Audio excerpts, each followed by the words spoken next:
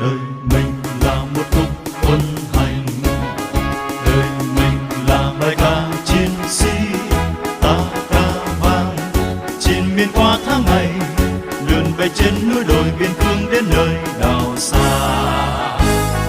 Mãi mãi lòng chúng ta ca bài ca người lính, mãi mãi lòng chúng ta vẫn hát khúc quân hành ca.